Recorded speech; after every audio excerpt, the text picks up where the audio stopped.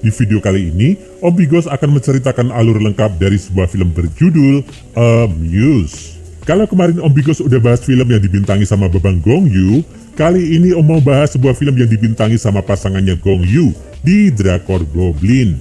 Ya, siapa lagi kalau bukan Kim Go Eun. Sebelum terkenal seperti sekarang, Go Eun memulai debutnya dalam film Amuse bersama aktor Park Hae Il.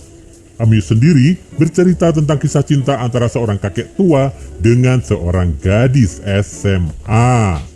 Nah, buat kalian yang penasaran, rilekskan pinggul kalian, duduk santai, dan Om puter dulu intronya.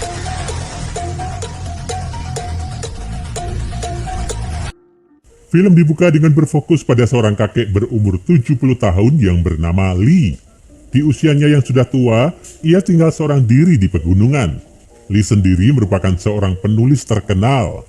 Suatu hari ketika ia baru saja pulang dari kota, ia melihat seorang perempuan muda tengah terlelap di kursi depan rumahnya. Tak lama kemudian, datang seorang lelaki muda bernama Ji-woo yang merupakan murid dari Lee. Setelahnya, perempuan bernama Eun Gyo itu terbangun.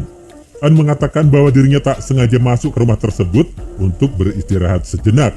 Rumahnya sendiri berada di dekat sana. Beberapa hari kemudian, Ji-woo bercerita pada Lee bahwa ia sempat bertemu dengan Eun. Perempuan itu mengatakan padanya bahwa ia sedang mencari pekerjaan part-time. Singkat cerita, Lee pun menerima Eun untuk bekerja di rumahnya. Esoknya, Eun benar-benar datang.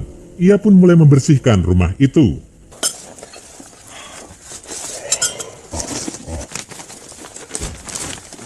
Suatu malam, Eun yang basah kuyup karena hujan, tiba-tiba saja datang ke rumah Lee. Eun meminta izin pada Lee untuk menginap di rumahnya. Pasalnya saat ini ia sedang memiliki masalah dengan orang tuanya. Merasa tak tega, Lee pun mengizinkan Eun menginap di sana. Tak lupa ia juga menyuruh Eun untuk mengganti pakaiannya. Saat pagi hari, Lee terbangun dan mendapati Eun sudah berada di dalam selimutnya. Tanpa sengaja, ia melihat sebuah tato yang menempel di bawah leher perempuan itu. Ketika Lee masih memandangi tubuh Eun, tiba-tiba terdengar suara mobil. Cepat-cepat, Lee bangun dan berjalan menuju ruang kerjanya. Sementara itu, Ji-woo yang baru tiba, seketika merasa terkejut ketika melihat Eun sudah ada di sana. Ji-woo lantas berbicara pada Lee dan mengingatkan padanya untuk menjaga jarak dengan Eun. Pasalnya, perempuan itu masih SMA. Suatu hari, Lee, Eun, dan Ji-woo pergi mendaki gunung.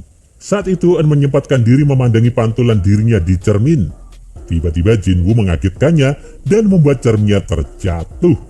Sontak, Eun memarahi Jin-woo. Eun juga bersedih karena ia tak bisa mengambil cermin itu. Lee yang melihatnya pun segera mengambilkan cermin itu tanpa mempedulikan keselamatannya. Eun lantas memeluk Lee dan berterima kasih padanya.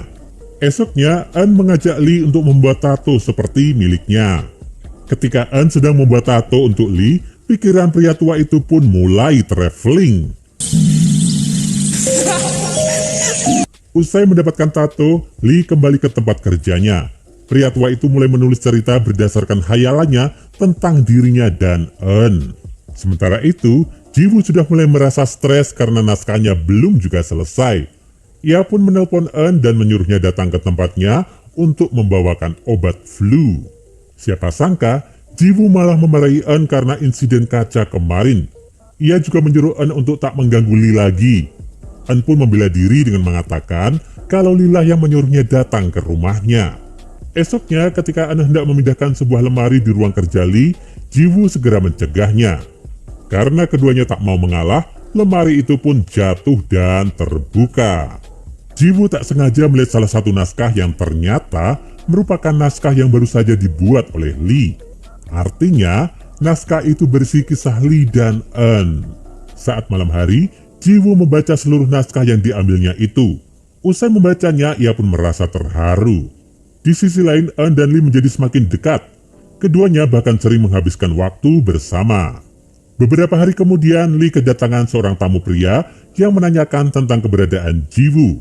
Pria itu juga bercerita tentang buku karangan Ji-woo yang sangat laris di pasaran. Dan judul dari buku itu adalah Engyo.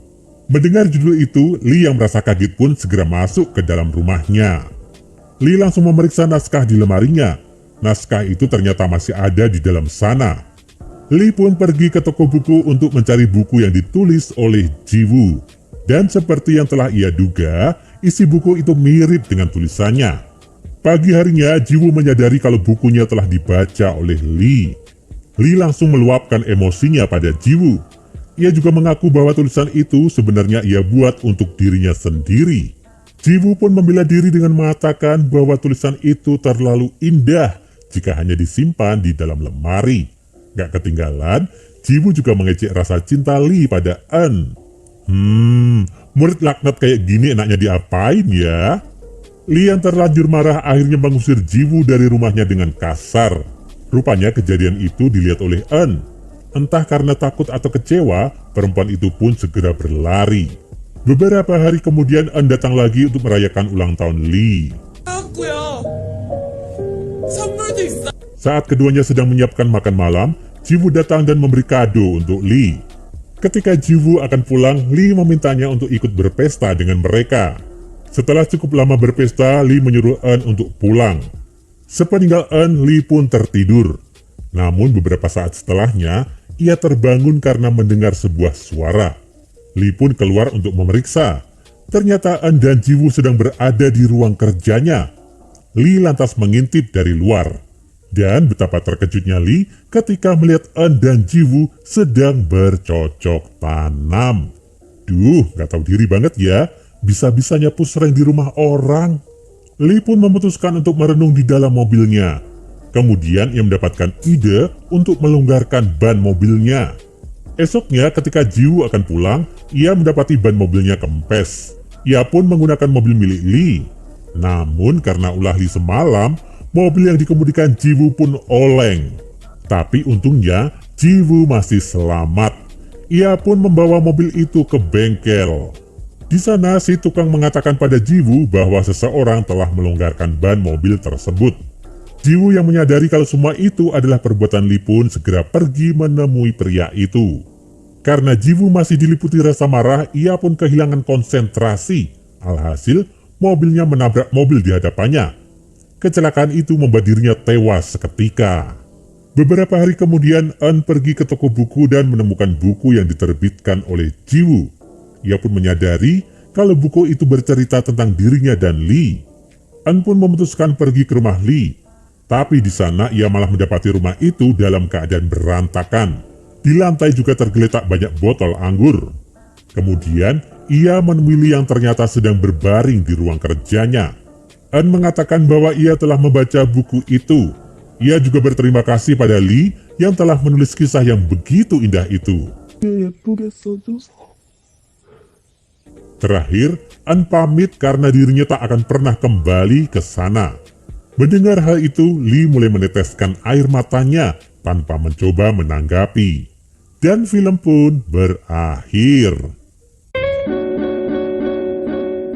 Amuse mempunyai ide cerita yang menarik sekaligus mengharukan. Sinematografinya juga bagus dan memanjakan mata. Tapi dengan durasi yang cukup panjang, alurnya pun jadi terasa lambat. Dan pesan yang ingin disampaikan dalam film ini adalah jangan durhaka sama dosen sendiri, termasuk jangan memplagiat karyanya. Dan jangan ngerebut cewek yang disukainya. Auto kelar deh hidup kalian kayak si Ji-woo. Oh iya, karena film ini mengandung adegan pelemah iman, ingin mengingatkan pada kalian untuk berpikir ulang ya, kalau masih ingin menonton film ini bareng keluarga, supaya gak dicoret dari kakak. Nah, itu tadi gengs alur film untuk hari ini. Bagi kalian yang ingin request film, silahkan tulis di kolom komentar ya. Jangan lupa klik subscribe dan nyalain lonceng notifikasimu untuk menikmati alur cerita film menarik lainnya. Sampai ketemu lagi di video selanjutnya.